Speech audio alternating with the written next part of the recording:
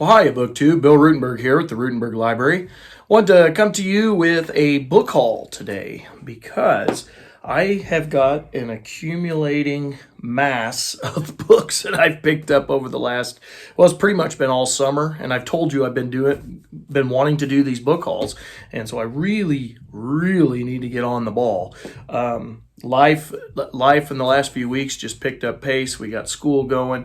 I got football going. I had kind of a back injury that I've been going to physical therapy for. And so literally from the early morning hours all the way till bedtime, I've been busy and I just haven't had a chance to shoot videos.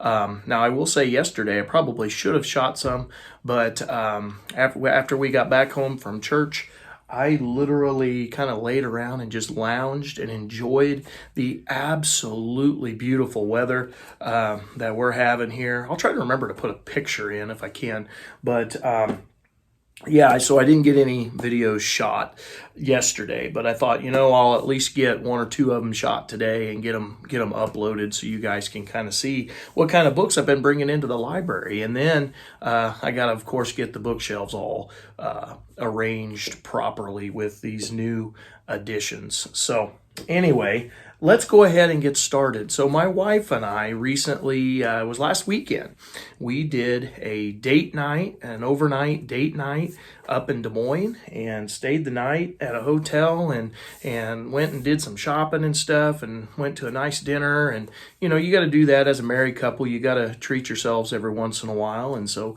we treated ourselves and before school got going, because this was our first official full week of school.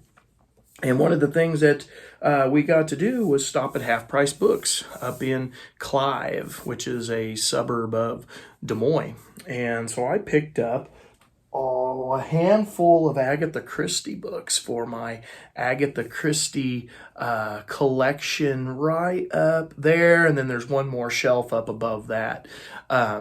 And I've been collecting those and reading those and thoroughly enjoying those.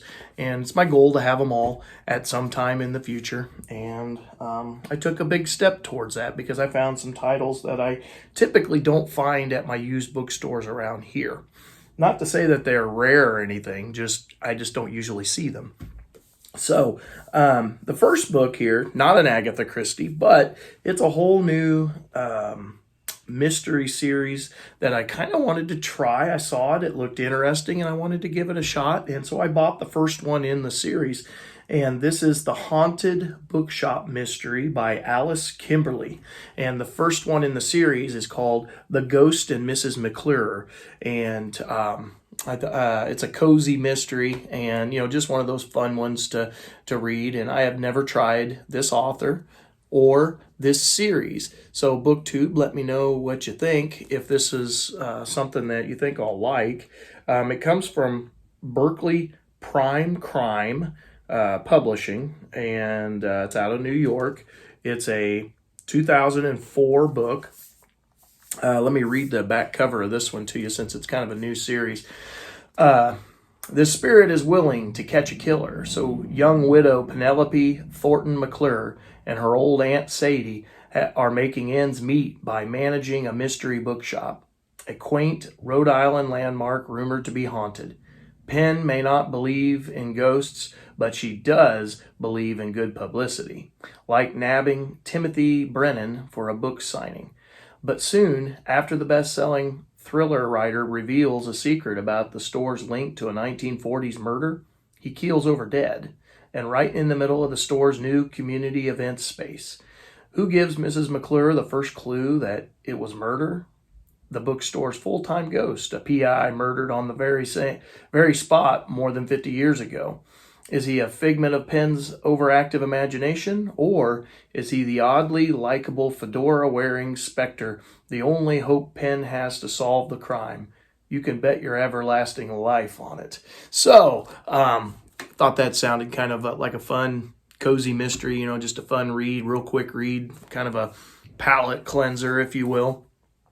So let me know if you've read this, if you think I'll like that. I'm not sure if I will. I think I will. I think I'll enjoy it.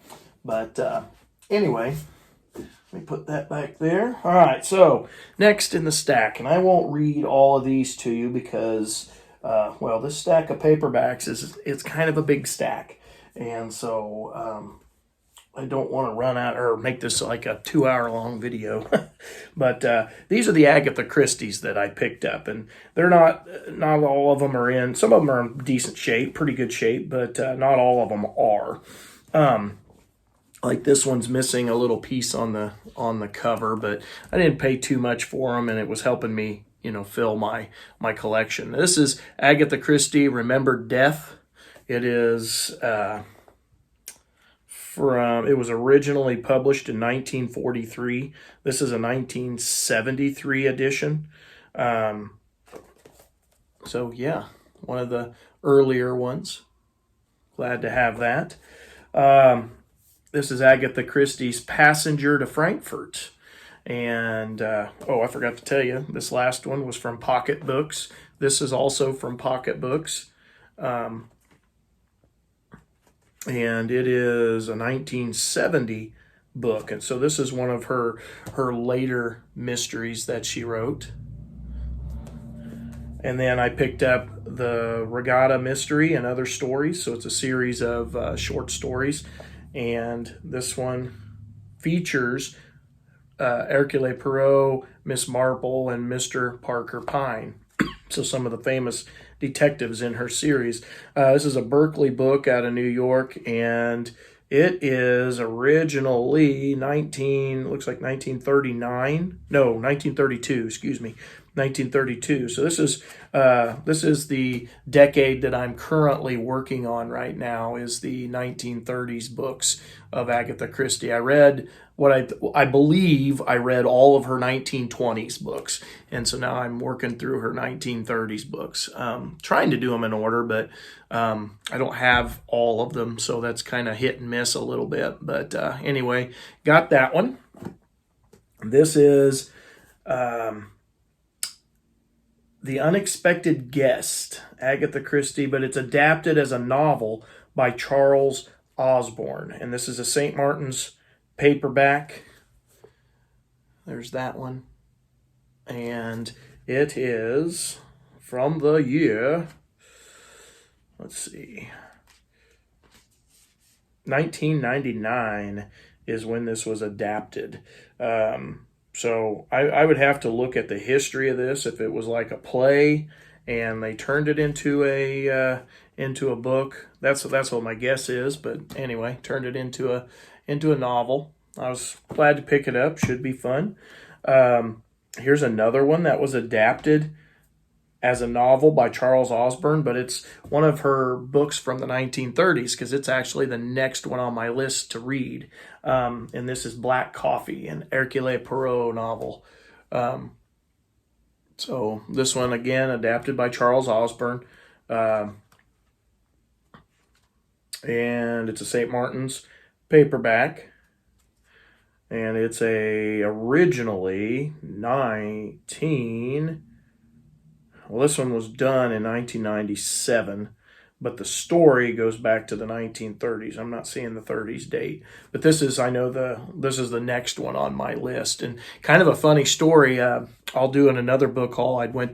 On this same trip to Des Moines, I went to Barnes & Noble, and I ordered a couple books, and I ordered the book that comes right before this chronologically by publishing date, and I was gonna order this one, and I was like, no, I shouldn't be spending this much money at Barnes & Noble. I'm gonna back off. I'll buy it another time. And then we went to later that night, we went to Half Price Books, and sure enough, sitting on the shelf was the one that I was debating buying. So I was super happy with that decision making. That one played out really well. Let's see here. This is Hercule Poirot's Christmas. And this is one of his earlier ones. It's from, this is Harper Paperbacks. And 1938 was the date on this one, 1938. This book was published in 1992 by Harper. but it was a 1938 book. So this is in that night in the decade of the 30s that I'm working on right now. So I was happy to find this. Now, one of the things that I found that I've struggled with as I'm finding these Agatha Christie books is there's so many of them, first of all, and then second of all, on top of that problem, so many of them have 2 and even 3 different titles that they've been published under. So, I might find one title, I'm like, oh, I don't have that. And then I find it's the same book, but under a different title. And I'm like, I don't have that, not realizing it's the same book. But that's okay. I think probably eventually I'll try to get it in all the different titles. But just for my reading purposes, I only need one of the titles at a time. So that's been a little bit frustrating, but something we can, I guess, work around. The next book that I found this one actually at the Friends of the Library book sale. They have in one of the neighboring towns that we go to the library in. They have a couple of carts that are always out there in the hall when you come in the library, and they've got books for sale. Adult books are $1, kids books are 50 cents, and I've always hear people talking about Ed McBain books in his 87th Precinct mysteries, and I've never read one ever, and they had a whole bunch of them out there on the cart. So they must have been, my guess is, going through the stacks and seeing what has not been read recently so that they can kind of clean it and then bring in new books. And so I picked this one because it's a smaller one, and that was basically the only reason. They had a bunch of them, but I picked this one because it was smaller. I figured I'm going to figure out if I like the writing style or not. And I don't want to read 300 pages to figure that out if I can read a book that's only 150 pages, if that makes any sense. I'll read the shorter one first, and then if I like it, then I can, maybe look for others as I'm book hunting. But this is Like Love, an 87th Precinct mystery by Ed McBain. And it's a Signet book. And it was, published 1962, and this particular copy looks like a 1976? 1976 copy. So really great shape. I was glad to have that. Glad to put that in the stack, and I had it by the bedside, but then my daughter, we've been reading books. We've been reading Boxcar Children books, and so I haven't done any reading of my own because, I get tired. I'm old. So anyway, another one that I found that was dirt cheap, and I'm trying to remember if I found this at the library. I think I got this off that same Friends of the Library sale, but just at a different time. But this is Kurt Vonnegut's Slaughterhouse-Five. It's supposed to be a classic. I've never read it myself, and it's on my TBR, and I will be getting to it. I do need to find, because I tried to take the stickers. It had one of those massive college stickers, when they sell them in the college bookstores. They had one of those massive stickers on there. I tried taking it off, and it did not do well with the cover. It tore it to pieces. So I do need to get some tape. You can see right there, got a little bit of separation happening there. But the book's in overall good shape. I mean, I'll be able to read it, but I'll get that tape on there and kind of reinforce the cover. And then I've got a Kurt Vonnegut. Next one off of that shelf. Actually, these I think are from Books Revisited, these next few. Oh, hang on a minute. If you're not familiar with Slaughterhouse-Five came out in, 1969, looks like. And this printing, of course, is not 1969. It looks like 1991 for this printing. So, yeah, forgot to mention that. All right, so the next paperback in the stack is Night Over Water by Ken Follett. And so those of you who've been following the channel for a little bit know that I really like Ken Follett's writing, and so I've been trying to collect his books so that I have the whole thing. And he's written quite a few, and I need to try one of these. I think it's a thriller. But I need to try one of these type of books. I've done his historical fiction, and I love that. And I'm going to dip into these and see. So Night Over Water is a Signet book, and it was published in 1991. This looks like a 1992 printing. Yeah, 1992 printing. And Spine, it's been read a few times. I mean, it's been loved. So book's not in super great shape as far as the spine goes, but I can reinforce that with some tape and it'll be just fine. So a couple others that I picked up: Elliot Roosevelt, The Murder in the Map Room, and Eleanor Roosevelt Mystery. These always kind of intrigue me. Found this at the where did I find it? It was at Thrift World. That's where it was, Thrift World, and was happy to find that. And that actually might be where I found that Ken Follett book. It might have been at Thrift World that I found that. But yeah, I've been finding books there. They're cheap. They're $1 for a paperback. And there's usually something there when I go in. It's not always a ton of stuff, but there's usually something I can find so that I'm not wasting my time in there. But give me just a second. Peeling a sticker right now. There we go. But I've been picking these Elliot Roosevelt books up. This one's looks like almost brand new condition, like it hadn't been read. It's in great shape. It is St. Martin's Press, and this is a 1998 printing. 1999, excuse me, 1999 printing.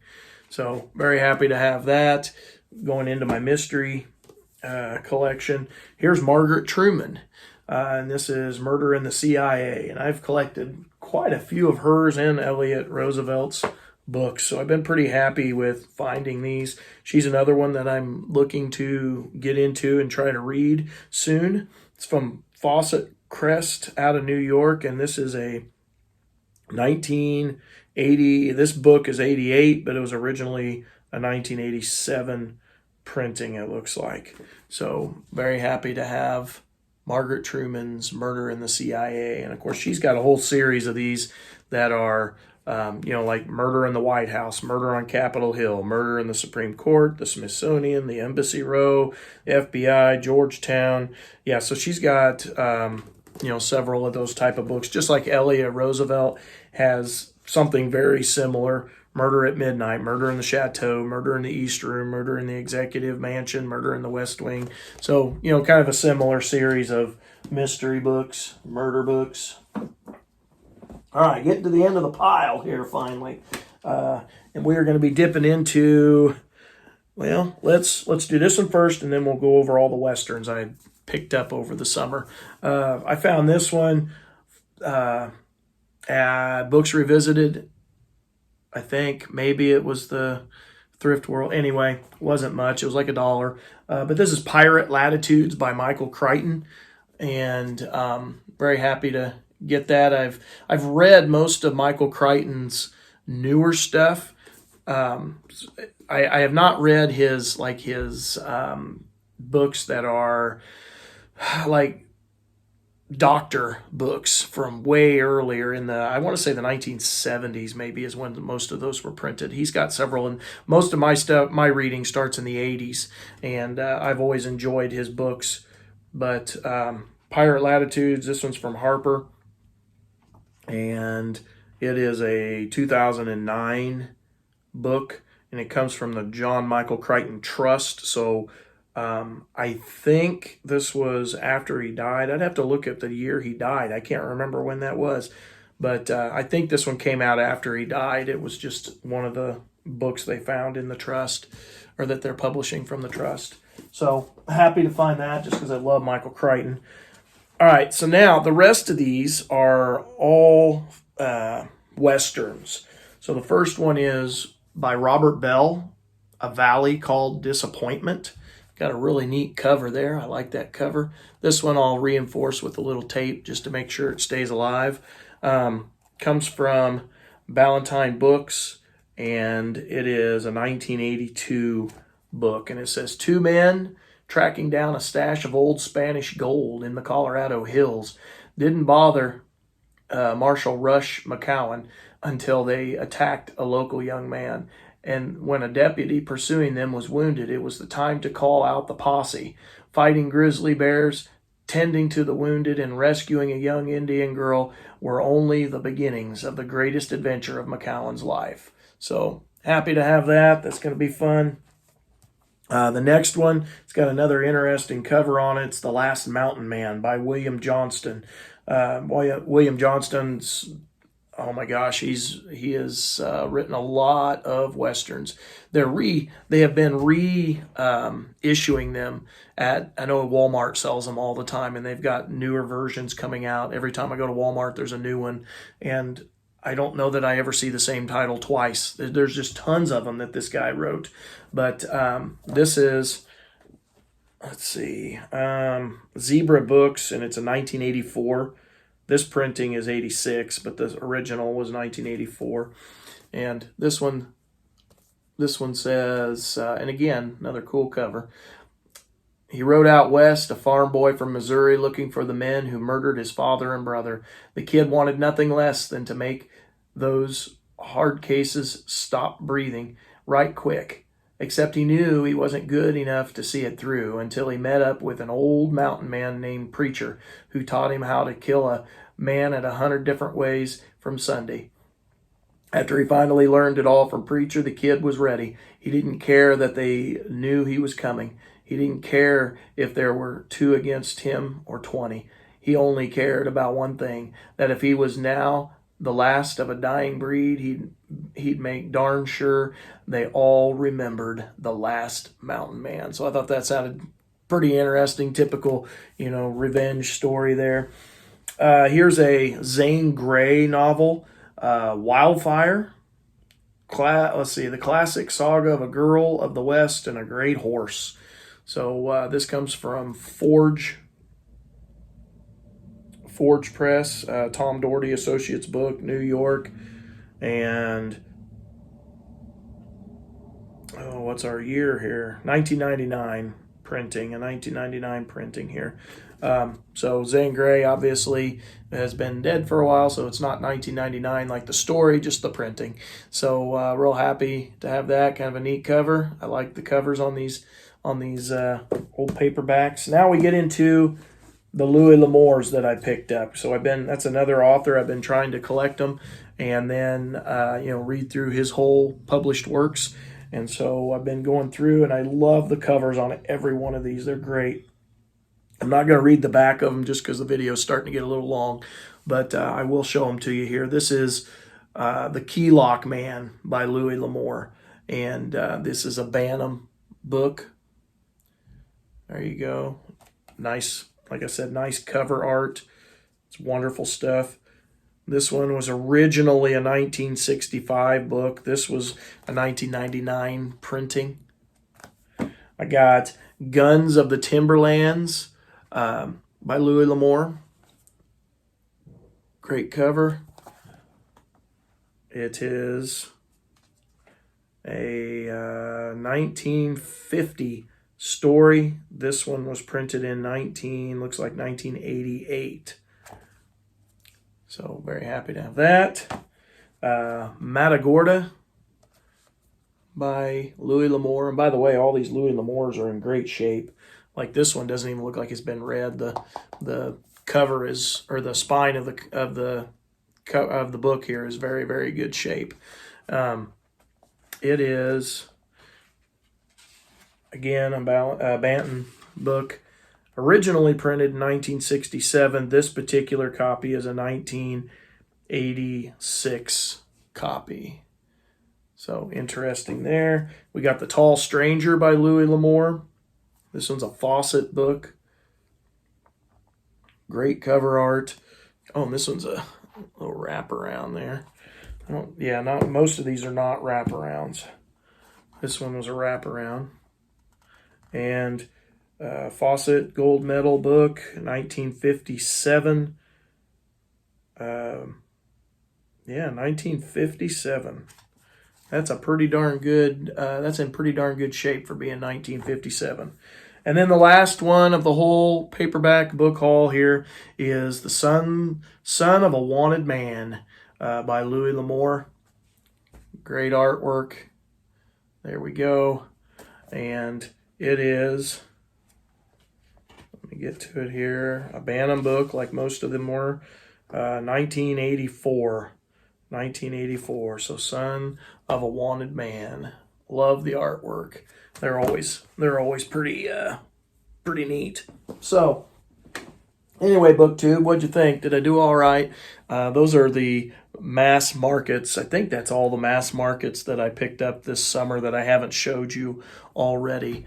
And so yeah, I thought I did pretty good. So let me know if there's any in particular that you like that you think I should read first. I hope everyone's doing well out there, and until next time, happy reading.